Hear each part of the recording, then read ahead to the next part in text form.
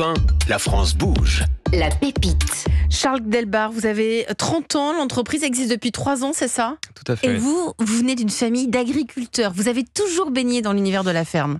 Tout à fait, depuis que je suis petit, donc dans le nord de la France, entre Boulogne et Montreuil-sur-Mer. Donc, famille d'agriculteurs. Évidemment, quand vous êtes au lycée, vous décidez naturellement de vous orienter dans des études autour de l'agroalimentaire, de l'agro-industrie. Vous avez fait une école d'ingénieur, c'est ça? En agriculture. Et ensuite, vous avez rencontré votre associé qui a le même parcours que vous? Il a un parcours en même temps similaire et en même temps miroir. On a fait la même école, lui avec une spécialisation plutôt dans les industries agroalimentaires et moi dans le marketing et la vente. Et lui aussi, il est d'une famille d'agriculteurs. Aussi. Donc vous avez pas mal de points communs. Pourquoi vous n'êtes pas allé travailler dans la ferme familiale? Et vous vous êtes dit, je vais monter ma boîte. L'entrepreneuriat déjà est très intéressant, même si entreprendre dans une ferme, c'est quelque chose C'est être entrepreneur toute la vie, agriculteur. Ouais, exactement, et faire 1000 métiers à la fois. Tout à fait. Et c'est aussi ce que je retrouve chez Ferme Fabrique. C'est aussi une opportunité. Avec Pierre-Louis, comme je vous dis, on a un parcours miroir. Et on a vu que, quelque part, on était très complémentaires. Et le monde de l'agroalimentaire nous intéressait très fortement. Et puis lui, quand vous dites que vous avez un parcours miroir, lui, votre associé, il est allé travailler un petit peu dans la ferme familiale. Il a vu que c'était compliqué. Il s'est dit, là, il faut qu'on diversifie quelque chose. C'est aussi de là que c'est parti. Alors, c'est même plus que ça. Il y travaille toujours. Pierre-Louis, mon associé, est double actif. Et effectivement, comme vous l'avez dit, le contexte aujourd'hui pour les agriculteurs n'est pas aisé. Donc, la plupart d'entre eux cherchent des nouveaux débouchés, à créer de la nouvelle valeur ajoutée. Donc soit avec des contrats locaux comme avec l'industrie locale, Altobretz. Exactement, soit avec de la transformation, d'autres avec de la vente directe à la ferme, parfois même du tourisme. Altobretz, vous travaillez avec combien d'agriculteurs, vous l'avez dit tout à l'heure? 323. Voilà, donc il y a des revenus diversifiés. Et vous vous êtes dit, Charles Delbar, nous on va créer notre propre entreprise. Je vais vous laisser pitcher, Ferme Fabrique. C'est quoi? Et ensuite on va revenir dans le détail. Est-ce que vous êtes prêts? Oui. C'est à vous, on vous écoute. Donc Ferme Fabrique, nous faisons des chips de lentilles avec une technologie innovante, le poppage, donc une technologie sans friture. En fait, on est parti de ce que vous avez dit tout à l'heure. J'ai entendu authenticité, j'ai entendu du local, du direct. Chacun a sa définition du mieux manger. Il y en a pour qui c'est être plus gourmand, plus local, plus direct, plus sain. On a la chance de cocher toutes ces cases avec notre technologie du poppage, donc qui est le fait de cuire sans aucune matière grasse. Donc tout simplement en écrasant et en chauffant simultanément nos légumineuses, donc en l'occurrence les lentilles, ce qui nous donne un produit avec moins 70% de matière grasse par rapport à des chips classiques, tout en conservant les 15% de protéines, les 15% de fibres, et on arrive à être Nutri-Score A sur nos recettes. Aujourd'hui, nous avons 2 marques commerciales. Une marque qui s'appelle Ferme Fabrique, qui est commercialisée dans les magasins de producteurs, les épiceries fines dans les Hauts-de-France, et une marque qui s'appelle L'Épopée, qui est commercialisée en grande distribution aussi dans les Hauts-de-France. Donc aujourd'hui, on est présent d'un peu plus de 500 points de vente, et on est à ce moment où on cherche à acquérir de nouveaux marchés, soit géographiques, soit en travaillant pour d'autres personnes. Bravo, d'abord félicitations pour votre entreprise Ferme Fabrique et merci de vous être prêté à cet exercice du pitch. Vous en pensez quoi autour de la table? Allez, Laurent Cavard, président d'Altobretz, l'expert.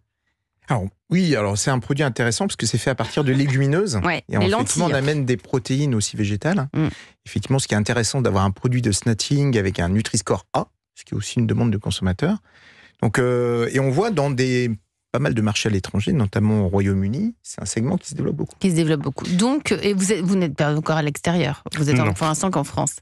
Marie-Georges, vous êtes la coach de ce soir, vous l'avez étudié le dossier Ferme Fabrique. Votre première réaction après le pitch de Charles? Non, effectivement, c'est très intéressant parce qu'on est sur, vous le disiez, des légumineuses. Donc les légumineuses, vous savez, c'est ces fameuses protéines végétales, donc les lentilles, les haricots secs, les pois chiches, qui en fait sont des vraies alternatives à la viande, puisqu'on mange de la viande pour avoir des protéines. Vous savez qu'il y a 1 ménage sur 2 aujourd'hui en France qui compte au moins un flexitarien, et c'était 1 sur 4 il y a 6 ans. Donc en fait, ça correspond à des habitudes de consommation qui évoluent énormément. Donc les légumineuses sont à la mode. Donc ça, c'est très intéressant. Les légumineuses aussi, c'est intéressant. On parlait tout à l'heure beaucoup d'agriculture. C'est une agriculture qui est beaucoup moins demandeuse en eau, par exemple, que d'autres types de cultures. agriculture. Donc c'est aussi pour le développement d'une agriculture régénérative un élément très intéressant et un point fort très intéressant. Et moi, en regardant le projet, je me suis dit, tiens, c'est intéressant parce qu'il y a une proposition de valeur qui est très durable et peut-être qui n'est pas suffisamment mise en valeur comme telle sur le site internet. Alors après, je ne sais pas si sur le packaging, c'est un argument pour le consommateur, mais en tout cas, dans la manière dont vous travaillez avec les agriculteurs et dans l'intégralité des bénéfices de ce mode de consommation que vous promouvez, je trouvais que ça pourrait être mieux raconté, mieux mis en valeur, mieux expliqué aux gens qui vous suivent, d'autant qu'il y a un enjeu très fort à développer la marque et on sait à quel point c'est compliqué de développer une marque, surtout sur un monoproduit, surtout pour faire du B2C.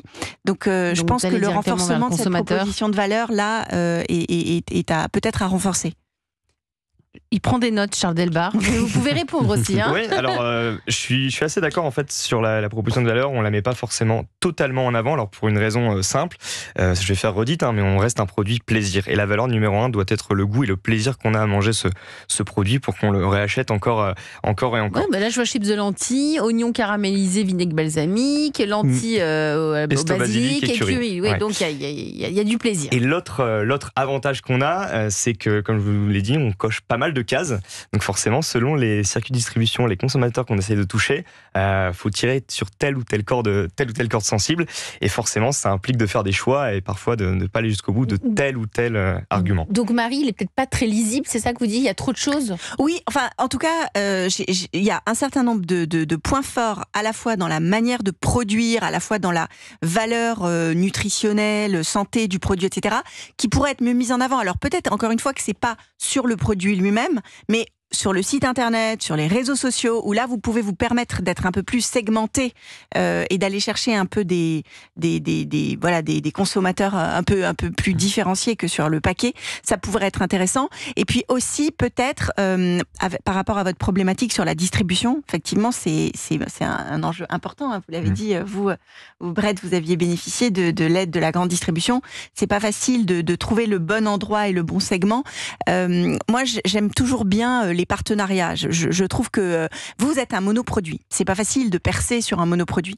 Alors, il y a des enseignes de distribution spécialisées à la Fédération française de l'apéro. J'espère que vous y êtes déjà. Bien sûr. Voilà. Bien sûr, évidemment. Mais ensuite, peut-être que avancer à plusieurs, c'est plus facile. Et vous insistez sur le goût. Moi, j'aime beaucoup l'histoire de La Vie.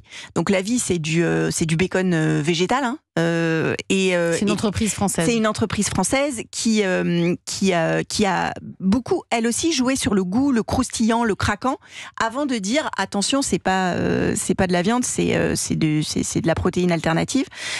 Et donc peut-être essayer de se dire travailler avec d'autres marques pour avoir. Donc pour faire des partenariats. Oui, des partenariats, travailler à plusieurs marques qui sont aussi sur des positionnements assez durables et qui ont déjà peut-être un peu plus de traction. Mais vous avez aimé quand même Marie-Georges, parce que là vous êtes sur tous les points améliorés, mais vous non, c'est pour lui donner des idées. Moi j'ai trouvé ça super et surtout ce que je trouve vraiment super, c'est que le poppage, avec cette vraie innovation industrielle sur la technique de production, on n'est pas dans la friture, on est dans le poppage, on garde ce côté craquant et croustillant qui est ce qu'on attend d'une chips. Donc on n'est pas du tout sur une expérience gustative dégradée. Voilà. Donc non, ça félicitations. Donc ça c'est on valide. Je retiens qu'il y a une fédération française de l'apéro. Oui, voilà. Ça c'est quand même important à retenir. Instruction. Vous êtes parmi nous ce soir, Charles, parce que vous avez des besoins. Marie, il y a aussi encore quelques petits conseils à vous donner. Peut-être que Laurent Cavard pourra aussi vous en donner d'autres. Mais d'abord, on va faire une petite pause. On va écouter Mylène Farmer, California, sur Europe.